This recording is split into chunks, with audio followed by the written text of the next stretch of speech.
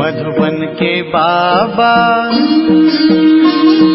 मधुबन के बाबा मुरली वाले, आपका क्या कहना,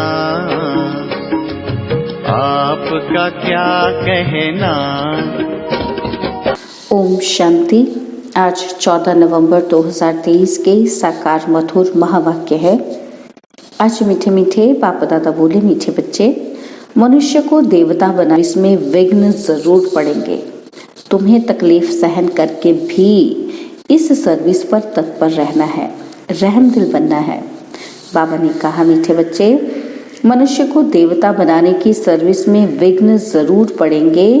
तुम्हें तकलीफ सहन करके भी इस सर्विस पर तत्पर रहना है, रहमदिल बनना है। बाबा ने आज प्रश्न पूछा है कि जिसे अंतिम जन्म की स्मृति रहती है उसकी निशानी क्या होगी। और उत्तर में बाबा ने समझाया, उनकी बुद्धि में रहेगा कि अब इस दुनिया में दूसरा जन्म हमें नहीं लेना है और ना तो दूसरों को जन्म देना है। यह पापात्माओं की दुनिया है। इसकी वृद्धि अब नहीं चाहिए, इसे विनाश होना है।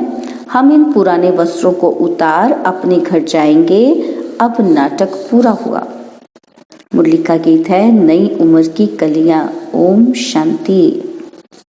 वो समझाते हैं कि तुम बच्चों को हरेक की ज्योति जगानी है, यह तुम्हारी बुद्धि में है। बाप को भी बेहद का ख्याल रहता है कि जो भी मनुष्य मात्र हैं उनको मुक्ति का रास्ता बताएं। बाप आते ही हैं बच्चों की सर्विस करने, दुख से लिबरेट करने। मनुष्य समझते नहीं हैं कि ये दुख है तो सुख का भी कोई स्थान है, यह जानते ही नहीं। शास्त्रों में सुख के स्थान को भी दुख का स्थान बना दिया है। अब बाप है रहमदिल। मनुष्य तो यह भी नहीं जानते कि हम दुखी हैं, क्योंकि सुख का और सुख देने वाले का पता ही नहीं है।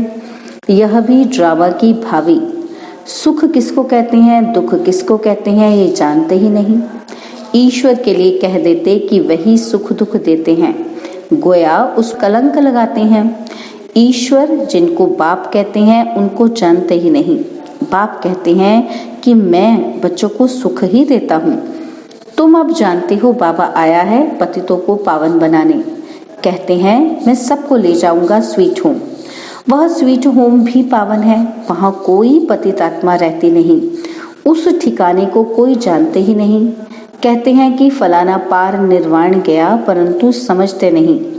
बुद्ध पार निर्वाण गया तो जरूर वहाँ का रहने वाला था, वहीं ही गया। अच्छा, वह तो गया, बाकी दूसरे कैसे जाएं? साथ तो कोई ले नहीं गया।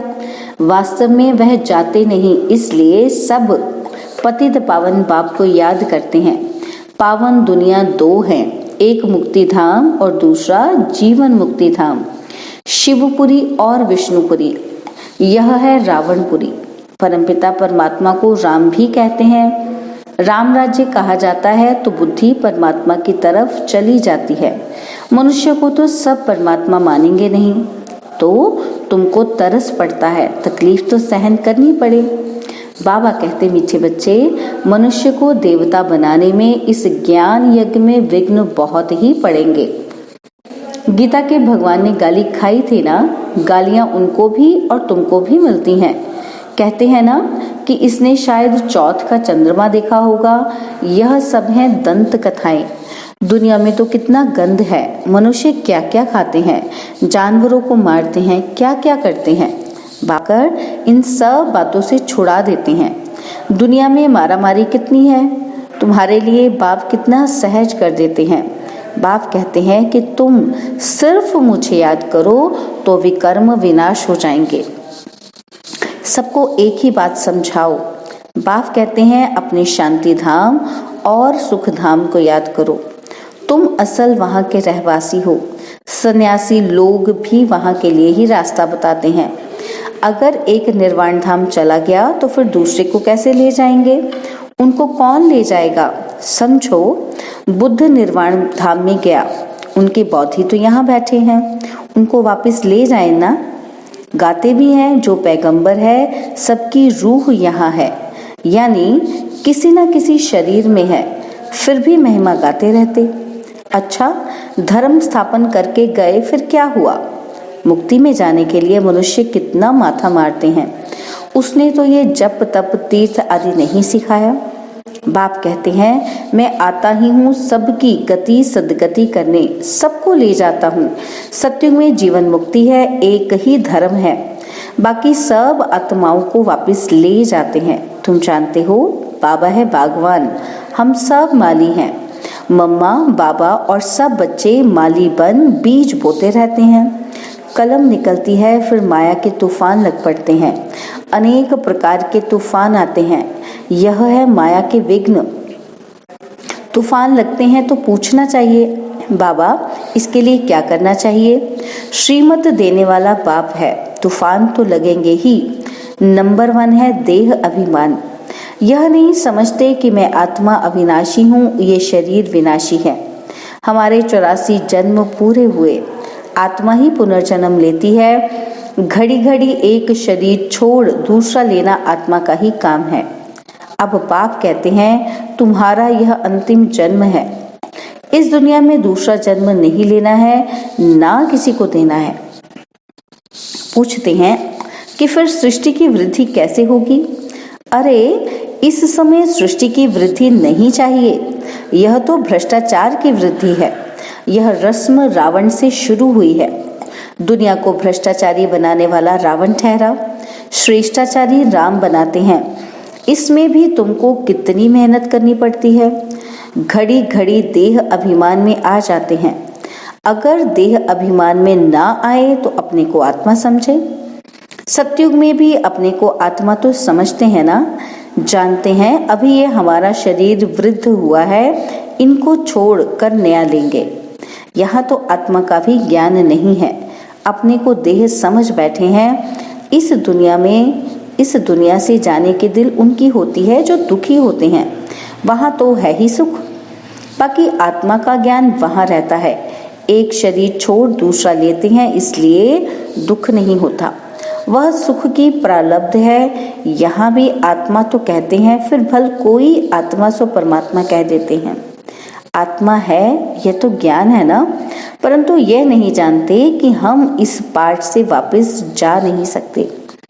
एक शरीर छोड़ फिर दूसरा लेना जरूर है।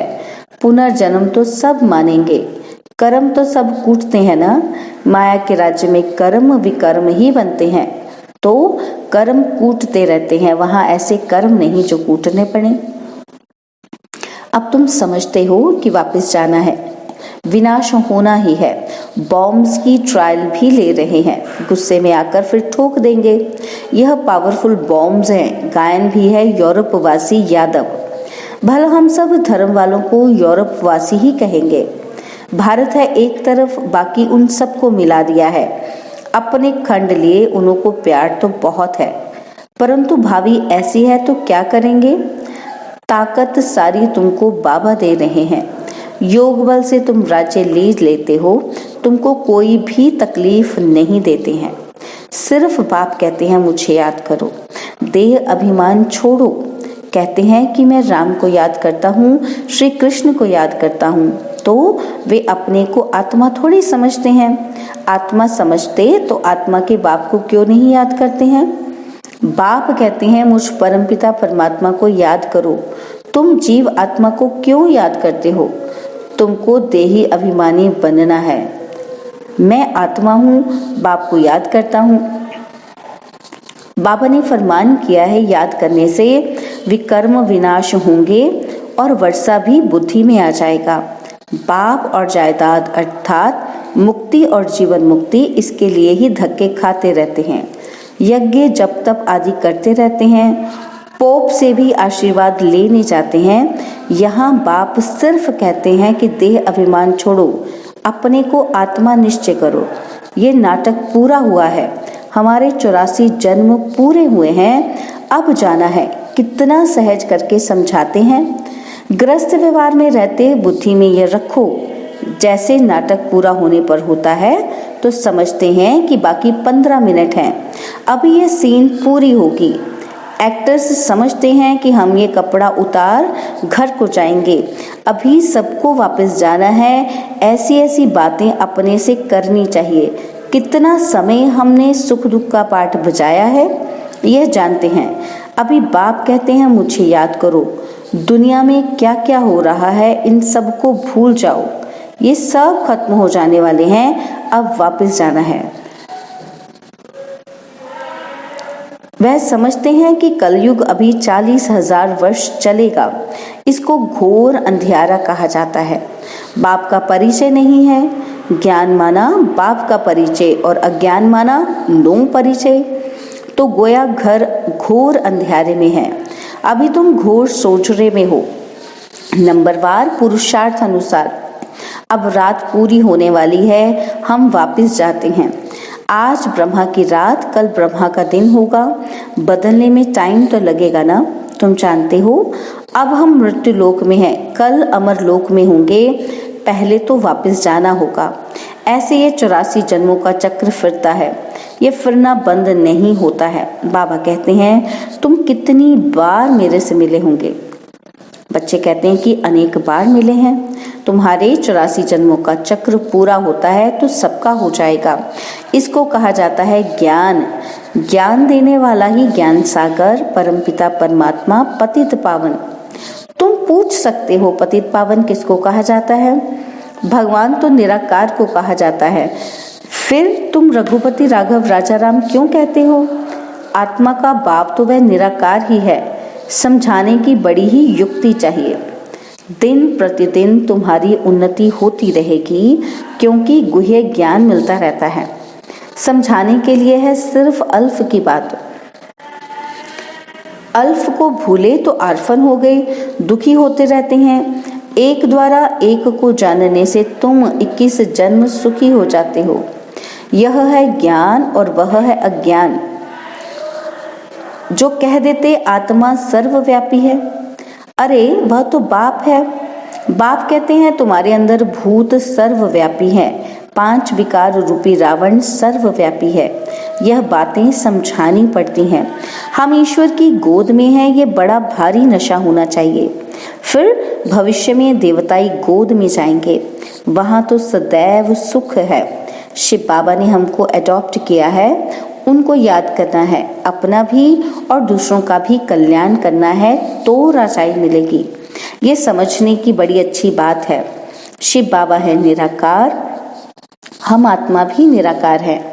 वहाँ हम अशरीरी नंगे रहते थे, बाबा तो सदैव अशरीरी ही है। बाबा कभी शरीर रूपी कपड़ा पहन पुनर्जन्म नहीं लेते हैं। बाबा एक बार री इनकारनेट करते हैं।